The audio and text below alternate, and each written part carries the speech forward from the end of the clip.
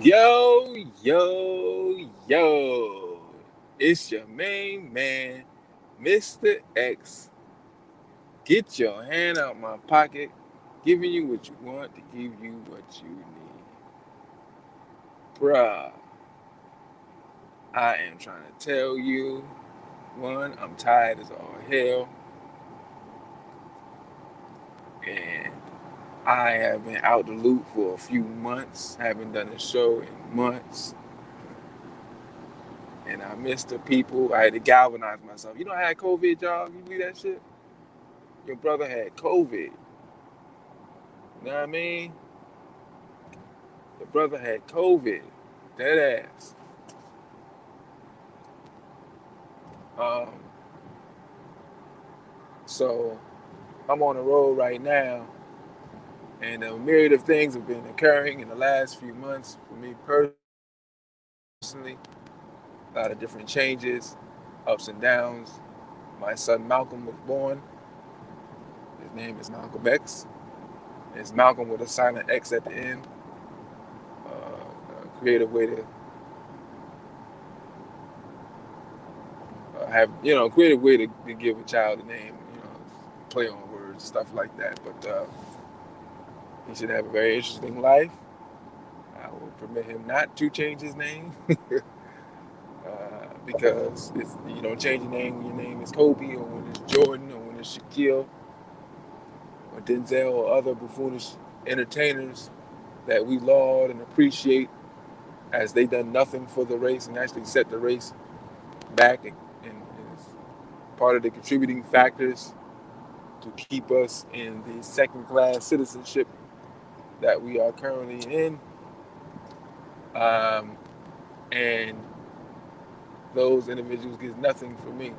So I named my son after a freedom fighter, a legitimate freedom fighter, and hopefully a vessel for his return. As we know, all energy does not die. So enough about me personally. I'll maybe do another whole show or recording uh, about me. But man, the things that have been going on in the social media universe, Black YouTube is lit up like never before, or like it hasn't been in a while. Brother Polight, aka Michael Noak Jr., has been arrested and charged with having sex with an underage girl, rape, 14 years old.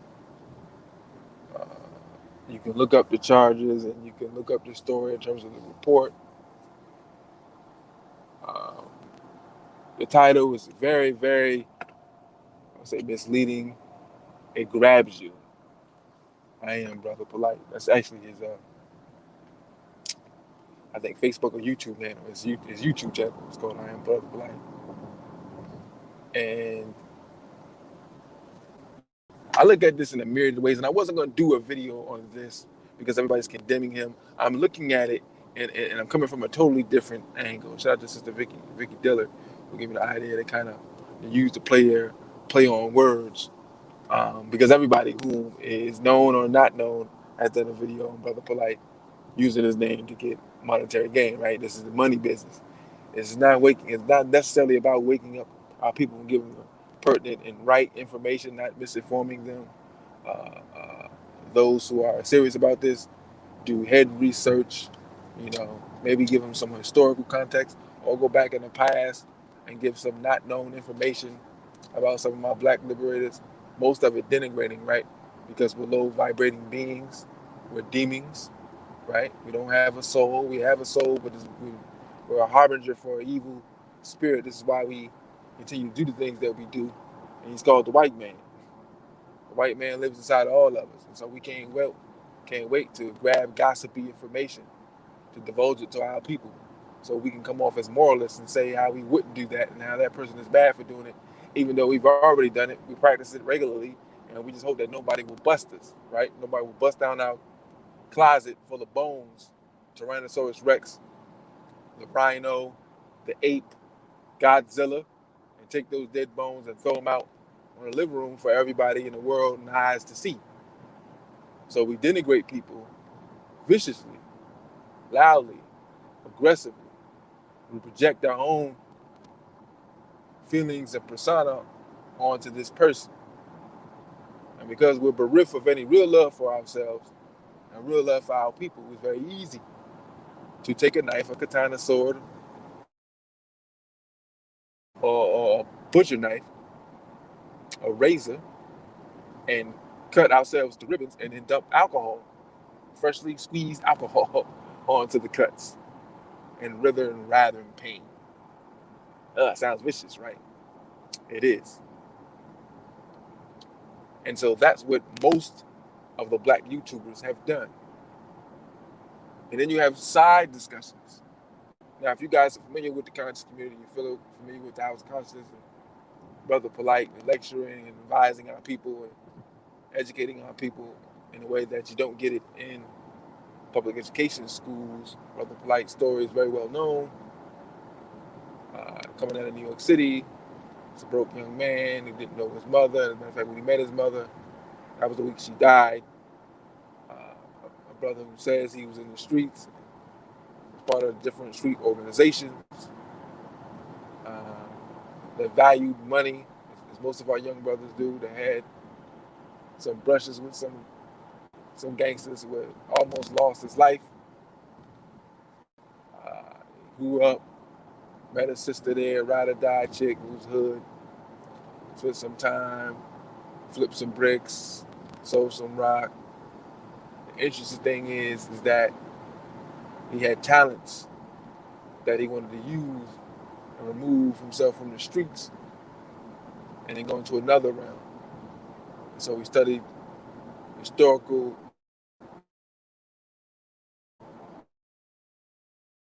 organization, became part of that set his quest on to the conscious realm, to be around a brilliant man, so-called as Dr. York, and then ultimately want to be him from head to toe, if you all know what I mean. The man has studied and read and can recall information like never before, and can break down and teach in a way that none of us can really fathom. And so that skyrocketed him to the top of popularity in regards to the conscious community. He then took that and flipped it, got on the Breakfast Club, got on DJ Vlad's platform a couple times, and used that opportunity and a few viral videos, and also his relationship with Sinetta and the House of Consciousness, to become what you call Hollywood. So he moved from New York and moved to LA and started hanging around entertainers, actors, actresses, rappers, and we thought it was full of shit until that viral video of Busta Rhymes knowing him and praising him running around with Floyd Mayweather, him on the Breakfast Club around our test. So many people know this man, but he's also known for scamming. He's also known for stealing money from our people, millions of dollars collectively,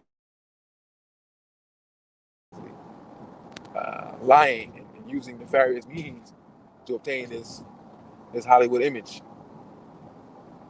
It's been well documented as people who were not fans of his have basically given up their lives to follow his every move and call him out on his every lie. Now the brother's charged with raping a 14-year-old girl. Stories are mixed, and me and myself and my good brother Nicky Black has had some very personal conversations. I won't divulge all the information that was shared, but I will say some of the things that we discussed was, one, the propensity for our community to allow young girls to date older or younger men. They're 15, 16 years old, and they're dating somebody 22, 23. The parents allow it. Well, according to the eyes of the law, that's rape. That's statutory rape. That is an unlawful union if they're having sex. As long as they can have a so-called union, if they're courting one another, if no sexual activity occurs, then that young man has not broken the law. But the moment they consent to consummate that, physically consummate that relationship, then the law has been broken and she is protected up and down and left and right. There's nothing really that she can say. Once that report is in and once the parents, if they make the ultimate decision to press charges, and the child has no power. The young man, however, is tried and treated like a man, and all it is, did you have sex with this young girl? Yes. Well, guilty, and that's that. And a great many of us, men, 40, 50, 60 years old, 20, 30s, have had those relationships. Everybody knew, wasn't a problem. Parents knew, the most important people knew, the parents. Like the young man or whatever, like them, did not like him, didn't matter. But they were okay with it. They were okay with an unlawful relationship, a felonious relationship. The man decided to do it, and the young lady decided to do it, and the parents cooperated. These are facts, brothers and sisters. We don't like those facts, but these are facts. We have to understand. This is why I did this live. We set brothers up for lynching. We cannot allow the state to lynch brothers, whether we like them or not. The overall protection against this heinous, criminal, unjust system that is utilized to put us in prisons, to kill us, to put us on drugs, to destroy our communities that we built, strapping up our bootstraps, doing it the way white folks said we need to do it, even though white supremacy is the biggest monetary welfare package you can ever get, getting money and resources just because you're white, then having the privilege and the audacity to tell another ethnic group to pull yourself up by your bootstraps and do it on your own. And when we do it, you not only destroy the community, but you kill its founders. So now, my position with this thing has always been, if he did it, bury him, prosecute him to the full extent of the law, and we move on. There's another unfortunate cautionary tale. The family of a young girl want to take matters in their own hands and then do what you got to do. But because we dislike someone, we jump on the lynching bandwagon. Meanwhile, in 2021, our young brothers and sisters are still getting lynched. We say nothing. White folks take our children, rape them, bring them out in front of us, broken. 8, 9, 10-year-old boys wearing dresses. We say nothing. Don't scream, don't holler, don't threaten, nothing. Madonna done ruined young nigga after young nigga after young nigga. And all of them are rolling around in dresses. And just because she screwed Dennis Rodman means nothing to me. He's a buck dancing, bootlicking coon. I love him as a basketball player, but politically, he was a disaster because he loved white people. And he said he loved them. It didn't matter. You know, he was on the Breakfast Club talking about they call me nigga all the time. I didn't care. That's a mentally destroyed Negro. But when you grow up without your father in a house full of girls, no manhood training, and because you kept screwing up, your mother kicked you out. And so you're on the street, poor, alone, and destitute, playing basketball every day in a janitor's suit. You're going to have some psychological problems. You're going to have some maturation problems. Because within a few years after that, he's in the NBA making hundreds of thousands of dollars.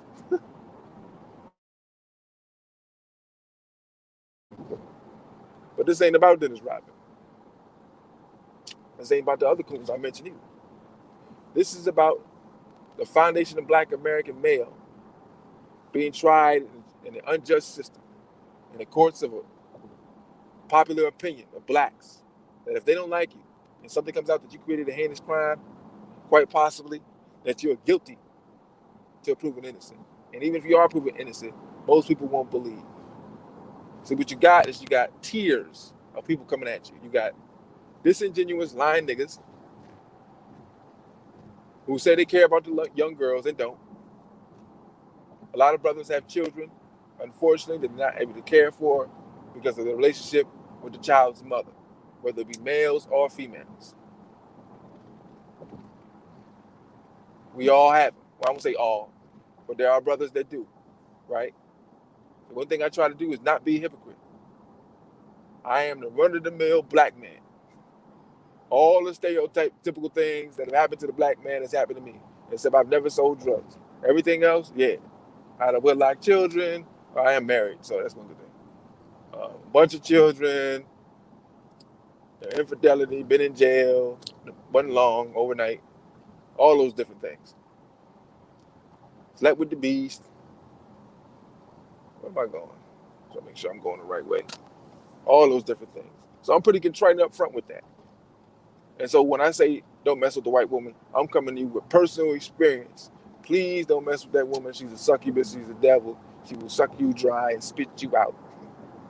And if you can go through trials and tribulations, go through trials and tribulations with your own woman.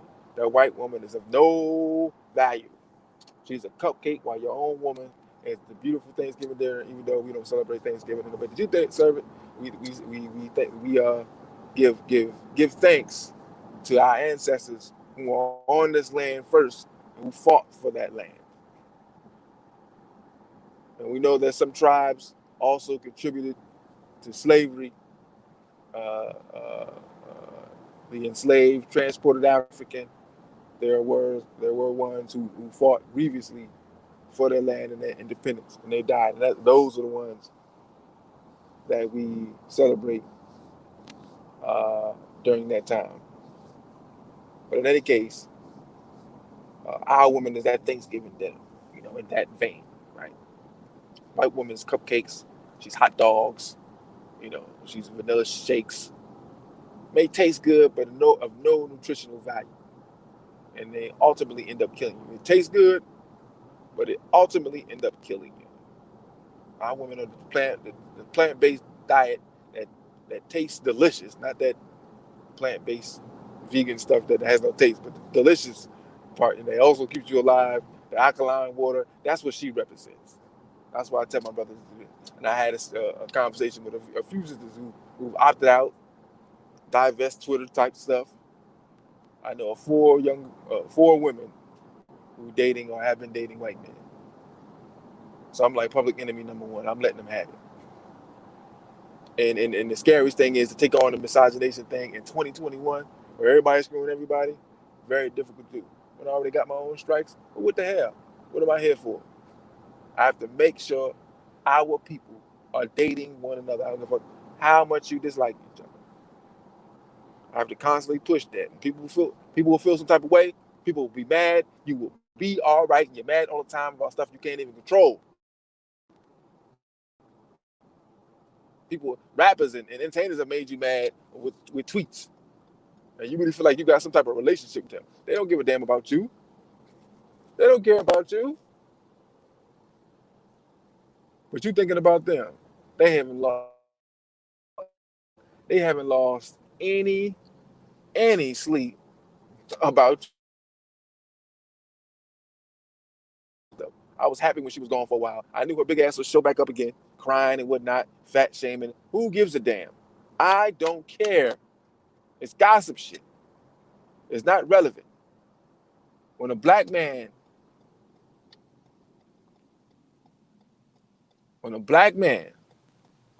is in a position Michael Noak Jr., aka Brother Polight, is in, that's something to discuss. Because you talk about cult leadership.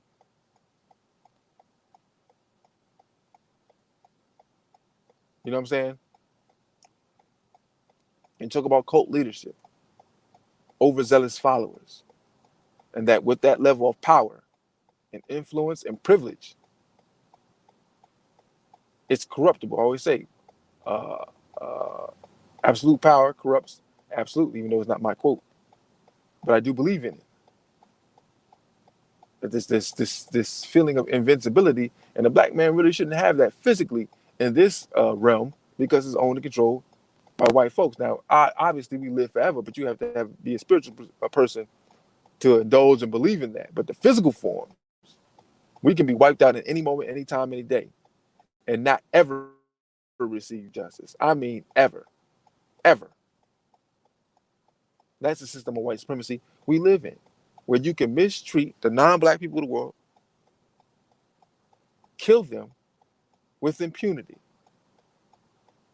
on top of everything else.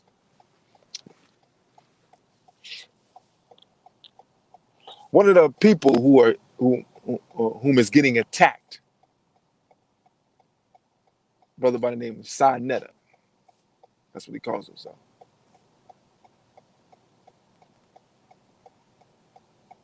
I forget his actual name. His first name is Frank. And so, because of his proximity and his obvious closeness to Brother Polite, people presume that he's associated with these devious acts, alleged devious acts. There have been hints of Brother Polite and his so-called grooming. It is said that the brother have groomed young girls to eventually be with him. I'll leave that alone. Because again, we come as moralists and we were groomers or we've been groomed. And we come from that place of pain. And so anybody who's involved in that with which we were involved in, we want the worst things to happen to them. When really it's a community thing. We continue to go after the web and not go after the spider. You want to fix your community, you kill the spider. Who's the spider? The cracker, the devil, the beast, the white man. It's always been that way. And no one wants to deal with it. And so until you do, just the same thing I said with R. Kelly and other so-called quote-unquote pedophiles, I remember looking on Facebook and see everybody sound off, and I can imagine what people are saying on Facebook because no one likes anybody who's enlightened or conscious, right? Because most Negroes want to assimilate with white folks. They love white folks. They're related to them. They're married to them. They got close friends. So they defend their honor. They don't have no problem throwing your ass under the bus, riding over your body, then coming back over your body and riding over it again. They have no problem doing that at all whatsoever ever to defend the animal, the absolute animal. I have no problem doing it. It's like, yeah, man, yeah. Kill that nigga. I don't like him anyway. I never liked him. Kill him. And so that's where we at, brothers and sisters. That's what we dealing with, brothers and sisters. Self-hating Negroes. And so they are attacking Brother Netta from all angles. And I'm going to tell you what my biggest problem is. This is what this live is really about. Backstabbers. And I'm not talking about with Brother Polite because there's very few people who actually like Brother Polite. They wanted to be him. They was very jealous. I'm an athlete. I was a top athlete. Not in the vein of almost making it to the NBA, but for every NBA player, there's 1,000 brothers who in their local area are one of the top athletes. Not as recognized as the more known one. But people were jealous of me and flipped on me. And I've seen that before. And I was a very young man. I was a teenager. So it's very hurtful to see people whom you were friends with flip and turn on you and then influence others to flip and turn on you. And so I see the envy and the jealousy of Polite, and you have really nobody who would defend Polite in anything. And so it's like, all right, cool, you haters, it's like, damn, man, you motherfuckers a lot hate you. That means you're doing something good. When motherfuckers hate you, that means you actually doing something good. You are really good. I don't like LeBron because he's really good. If he wasn't really good, I wouldn't even be thinking about it. But it's also about, the Jordan and Kobe legacy and all that stuff. But when you're really good at what you do, motherfuckers will hate you, your own people. And it's hurtful. And it's sad. And I watch after person after person after person use his name, exploit his name to make money, and then spew their venom for him. So it wouldn't tell me no matter what. If it was completely polarizing that a police officer beat the hell out of him or something like that, and we supposed to get on code and support the brother, they would be pro-police. That's how much they dislike this guy. And I feel that from them. They've had builds with him, and because they was on the same platform as him, they would make money. They did lectures, they did debates, they were able to make money and put money in their pocket because of his name. They don't give a fuck about the rest of these guys. His name is the draw. I listen to him. The man is fucking brilliant. You can't hate brilliance. It's like watching, like, the one thing that enamored me to Amadeus, the movie about Mozart. I don't know how true all of that is. You know, the bits of truth or falsehood, but Mozart had only one friend at the end of his life, and it was the dude that was telling his memoirs. And that dude hated his fucking guts, and he had no clue because he was the second best musician in all the land. But he couldn't all the way hate Mozart because he was he loved music. He loved music. And he actually was a fan of Mozart because he was a fucking genius. 5, 6 years old. Cranking out music. I forget what the things are called. It would take him months and years to put together some good music. And the people say, oh, that's good. I like that. But when Mozart would come out with something, people would be rocking the house. But he took those memoirs because he needed to. He needed to know his story. Maybe he had something that he could take from him to better his game. Because he was good with the king and he was good with the people. Because he was a honorable man, a humble man, a respectful man. Mozart was an absolute asshole dickhead. And they ruined the fuck out of him because he had alienated everybody. And he alienated him so bad they didn't care about his genius anymore. Then he took ill and died. And it's damn shame a black man like myself knows that story only because I'm in a system of white supremacy, and that's what the fuck they teach you. Not about the history of John Henry Clark and his relationship with Malcolm X. Not about Shaka Zulu and his psychological and mental breakdown with his mother and the backstabbing of his brother, and then the brother fighting the war against the Europeans who invaded Africa, and Zulu saying that, hey, these Europeans are coming, get down and lay down. I got to conquer Africa. I got to make all of Africa motherfucking Zulu. Or Nat Turner's quest to free African people. Nah, I learned about Mozart. And so and I don't even remember the dude's name, but I'm the guy who was watching and studying Brother Polight. Like, man, this dude is brilliant. And I ain't mad at the fact he got 4 or 5 wives, because all of us would like 4 or 5 wives if we can physically take it, if we're physically able to do it, and financially as well. But we ain't thinking about financially when we think about 4 beautiful chocolate sisters. That's not what we're thinking about. You know? And then having children at home, which I can relate to because I've had my last 2 children at home. You know, giving them original names and stuff like that. So you have a name that you're known by, and then you have your English name where you do business with. It's all strategy. I get that. My biggest qualm with him is like most guys, he's not revolutionary enough. And that he's opted out of the revolutionary movement, used it as a way to get to his level now where he can be around entertainers and live a Hollywood life. And ultimately, that basically was his goal, to use consciousness as a stepping stone to his ultimate goal of being around Hollywood individuals. Come back every now and then and do a debate or whatever, but he has since evolved and moved on from that. I ain't mad at whatever. He can be great on the ground, organizing, getting people riled up, getting things for our people, but that's not who he is, and he'll never be that.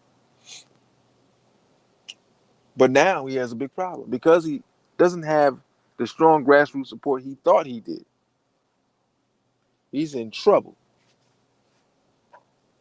And so Sadetta and the people closest to him, only Sadetta, have been charged with knowing this, not informing the people, and that he's just as guilty as Polight. And so all these people that they had done business with turned their backs on him. All of them, I almost listened to all of them on the platform. And they know that platform will bring them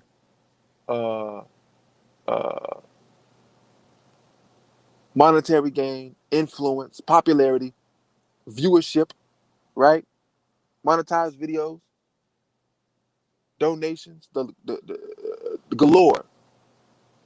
Instead of making a phone call, sending an email, they went right to those airwaves and they land based, both Polite and Sonetta. Then Sonetta, not Sonetta, Polite compounded the problem by telling Sonetta, hey, listen, I know that you under siege with this thing, and it would do you well if I went on live and just said, Sonetta has nothing to do with what's going on, separate myself and Sonetta in this vein. These things will be taken care of by myself and my lawyers. That's all really I can give y'all at this time if you're hamstrung in terms of speaking on the case as advised to you by your white lawyer.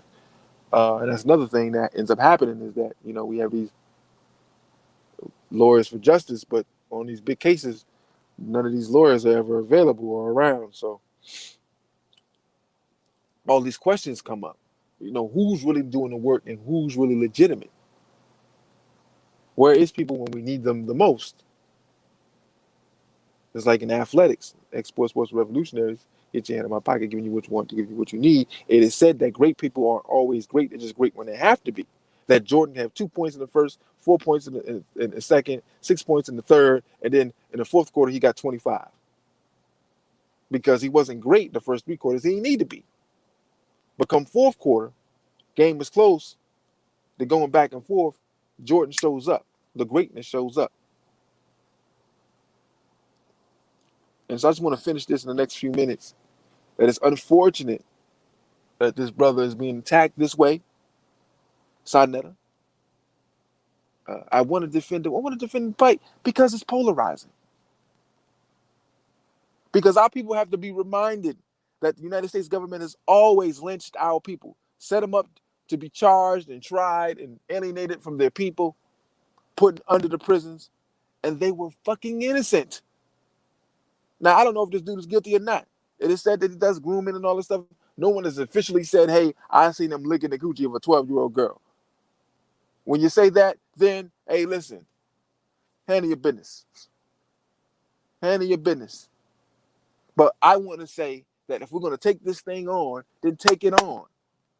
We should have functioning, roaming soldiers eliminating pedophiles. We have to set the rules in this thing in each house. Teenage girls, we are to monitor your relationships. Show me your boyfriend. I want to see your ID. If your ass is over 18, you too old, get to stepping. Because we're very subjective with this thing. And all we do is the same thing we do with everything else. Cry, whine, and cry and whine. Don't do nothing. Don't do a damn thing. Just cry and whine. Make a motherfucker disappear. Make him go bye-bye. Right? But get the facts. Get all the information. Zion Lex on his channel talking about, I know everything that happened that night. Polite, I got your ass. Why do you got Polite? What state are you in, sir? I may have to do a whole video on Cuomo. They got Cuomo out of there because of all the women he was trying. And I'm sure the rabbit hole goes deeper. That's why he resigned. Because that's all. It wasn't about putting him in prison. It wasn't about putting him in jail. It was getting him out of the governor's office. Because he alienated some powerful people because he's a dickhead. So for every powerful supporter he got 3 motherfuckers that detest him. And they got juice too.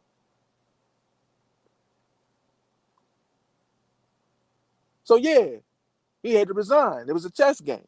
He all right though. Just because he moving out the motherfucking governor's mansion don't mean he moving in the crack houses down the street. And brothers and sisters, there are crack houses down the street. I drive by them every day. Cuomo ain't moving into none of them. The same people were in the crack houses before he resigned are there after he resigned. And they will be when a new governor is officially sworn in. The crack houses will still be there, right down the street from his house. Those are the important things, right? If this is a total setup, because they find out those who are effective in the movement, they find out what you like, they find out your ills, they find out your ids, then they send them in. R. Kelly, parents. Why are parents sending young girls to R. Kelly? Huh? Is the state behind it? As we find out it is with that case. If you do your research, shout out to my brother, Nikki Black, doing the research, finding out the state is always the hidden hand behind everything. Always behind. Now, Brother Polite has, on many occasions, articulated that very fact. Will that come out in this case? Who knows? He's very confident that he will be exonerated, and he said he's going to sue everybody that's done videos on him, small or large. Well, I'm not condemning Brother Polite, but if you want to put me in a case, cool, I can use the publicity because I actually want to do something in my community. Ask all the YouTubers, hey man, what are you doing locally? What do you have set up locally? Have you done anything locally? You can't do anything locally because you're doing 12-hour shows, 10-hour shows, 9-hour shows. You just collecting money and views. There's no time to do anything on the ground where you're at. If you're on YouTube, 12 hours. That's a whole half a day. Nigga, you wouldn't even sleep. And everybody that's watching is just up on your channel, just watching, just listening, just there, talking. Nah, shit got to be done. But we don't care about that because they'll suck the life out of this particular situation. And then when it's over, they go to the next person. Still with the hatred of Polite, and they don't give a damn if he's guilty or innocent. Damn sure don't give a damn about that little girl or any other little girls that Dr. York or him or every other pedophile had touched.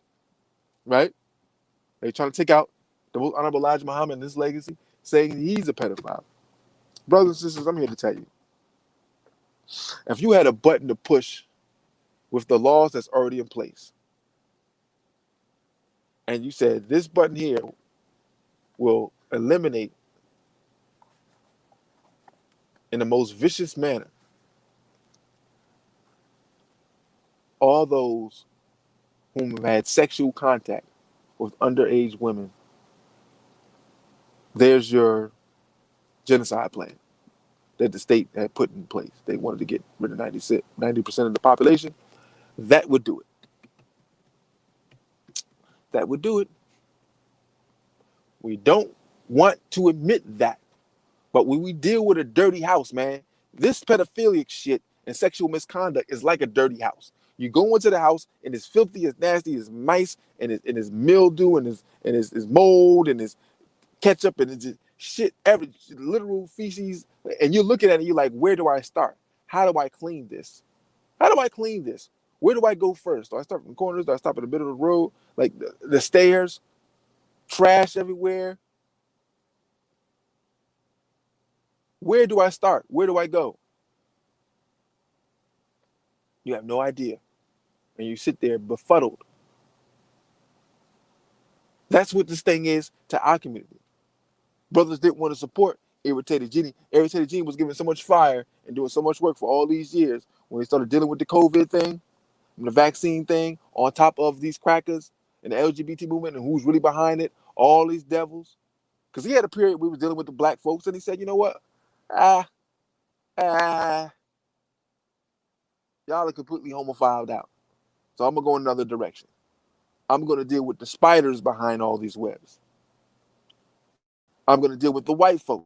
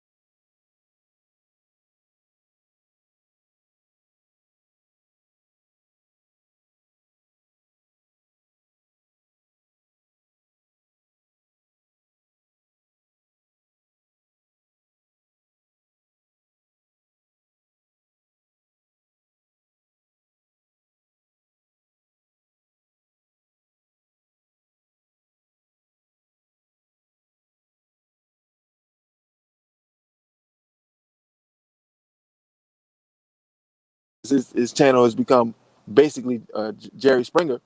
That if we have a back and forth and you're coming at me with well, there's a hole in this philosophy, there's a hole in this part of the philosophy, and I can't. So what does you believe in? Because obviously you're saying to me that what you believe in is better for our people. That's ultimately what it's about. What is best for our people? You can't go wrong with nationalism. You can't go wrong with Pan-Africanism, so on and so forth. These things bring significant merit to our people and their condition and dealing with their conditioning. But you don't have one. You just land-based everything. Sanchez does a 12-hour video on Marcus Garvey. Not to respect Marcus Garvey, but he mad because Garvey says, keep your nigga dick out of white women's coochie. And he was mad because he probably had a few white girlfriends. I had white girlfriends. I don't take no offense to that. He right. Because it ain't about me personally. It doesn't matter if you like white women. It don't matter, bruh. Stop taking shit personally. It's for the greater good of our people. It is not good for the greater good of our people, for our men, only to be fucking white women. We got our own women. Our women are the best. There's nobody that look better than black women. Yet there's a system that tells you cracker women are better. That's why they have the system. It's a lie. It's built on a lie. They know it's bullshit. They know that women are ugly. They know that women are crazy. They only use them to recreate more men.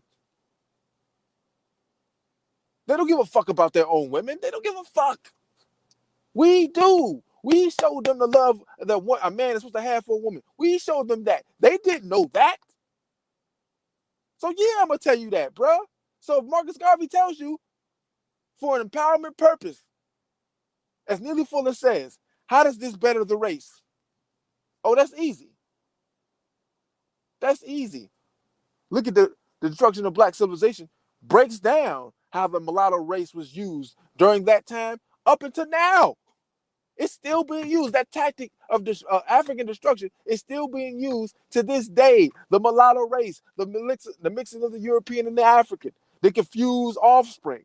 The offspring stays with the white supremacists. The African knows that that's his blood brother and will never harm his brother. The cracker European knows that and use it for his betterment and his domination, and uses that unholy union to kill the African, the world owner.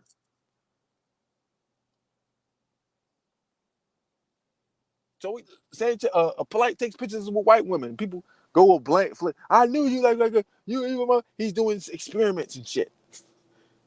God is weird. He's eccentric. I don't want to say weird. He's eccentric. Always pulling and tugging on the emotions of black people. Their hatred for him. Why do they have hatred for him? Well, as he stated, he has obliterated many a people in the debate circuit based on religion. Proved them all to be false doctrines, bullshit that holds our people back. He knows more about Islam than some of the people he debates in Islam, and so on and so forth. That's how learned he is, and they hate him for that. How dare you embarrass me in front of my people, my followers? How dare you? Millions of people will see this. They will laugh at me. And the followers that who are ardent to that individual, that is zealous to that individual, will forever hate Polite. No, forever hate Sarnetta, since they're so close. This is the stupidity we got. If the dude did it, cool. But we should be doing none of that to any black man until the shit is proven that he's guilty. Because if you let him hang, well, the brother actually is doing real work for the people, and the state concocts something against him, are you going to defend him? We're going to get to the subjective thing here again. Hey, you hung Polite, niggas. Why don't you hang this one? Oh, okay. Let's say Fred Hampton, 11-year-old girl. You going to believe that? You going to believe that? Or his son, Fred Hampton Jr., in his 50s. He slept with a 12-year-old girl. You going to give him the benefit of the doubt, or you going to blaze him on YouTube? None of which you talk to him. Some of y'all don't even know he exists. Wouldn't interview him if you knew who he was. But you call yourself someone who's full of struggle, someone who supports the people. Get the fuck out of here. Y'all, Mr. X, I'm out, man. I guess I'm back. Check me out. I'm going to try to get back on Black Hot Fire Network, do the dual thing again, man. Peace out. You see the Mr. X Cash App support. I'm back, brothers and sisters. I'm going to do a lot more videos on the phone while I'm out and about. I got my son. I got my son with me, and I'm seriously considering going down to FDMG. Dr. Umar Johnson, yes, brothers and sisters, I am a fan and supporter of Dr. Johnson. I am not going down there to do a salacious video. I detest niggas who waste resources and time to quote unquote expose black people. Governor's Mansion is literally a couple blocks from my house. I can walk there. If I was going to expose somebody or use manpower resources, it would be a cracker who has legitimate power over my and yours reality. Understand that. I'm out.